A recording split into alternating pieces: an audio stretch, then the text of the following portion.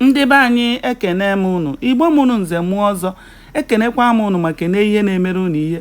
Anyị ka nọkwa n'akwụkwọ a bụ ihe onye metere. Cheta na ebe anyị kwụsịrị bụ ebe Eze Ụzọmezie na-agwa ndị ala ukwu na ha ga-eketa oke na ya bụ ọdachi ma ọ kpọtụọ. Mgbe Eze Ụzọmezie na-agwa ndị be ha okwu ndị ahụ, ebe niile dara ji ka ebe mmadụ nwụrụ. Ha niile dụnyechara aka n'agba na-ele ya naanị n'anya, na-ege ntị ka ọ kpọọ okwu aha, n'ihi na ha niile maara na egbe fee elu fee ala na ọ ga-eberịrị n'osisi. Mana Nwaọhịa na ndị otu ya ewerela iregu eze ha ọnụ wee mara ihe bụ isiokwu Eze Ụzọmezie ji were kpọọ ndị obodo oku. Maka ọ bụ atụọ iru nkịrịka nkata, agadi nwaanyị amara na ọ bụ maka ya ka a na-ekwu. Mana naanị ihe kara ha obi bụ na a na-asị na akpara ose na akpara ose. Ọ bụ onye a hụrụ n'ukwu ose ka a maara akpara ose.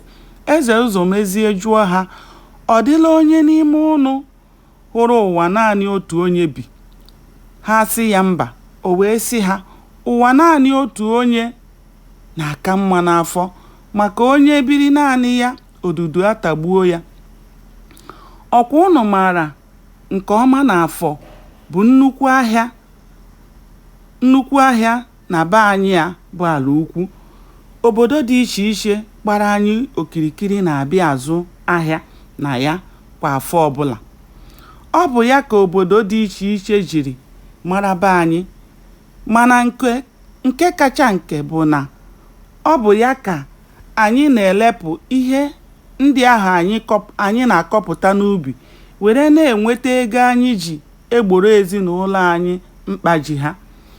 Ọ ga-adị unu mma ma unu mechaa n'ikpeazụ nụ na o nwezighị mba ndị na-abịa azụ ahịa na be anyị. Ha niile sị, Chukwu ekwekwara ka ngwere gbaa ji. Eze Ụzọmezie sị ha, ya atụkwala unu n'anya na ahịa afọ anyị a eji ama atụ ebe niile ga-emecha bụrụ ihe eji eme ụka ọchị. Maka na ọ dịghị mgbe mmadụ ga-abụ ọhụcha ebe ọ ga-abụ ọgacha ọ gaghị alọta, ọ kachie ntị na-agarịrị ebe ahụ. Gbanịa na-esonyere m ka anyị chọpụta kene ihe mere n'ime akwụkwọ a bụ ihe onye metere. Aka m bụkwa nwanne unu nwaanyị Oriakụ Uju Anyanwụ. Ndewo, ka o mesịa.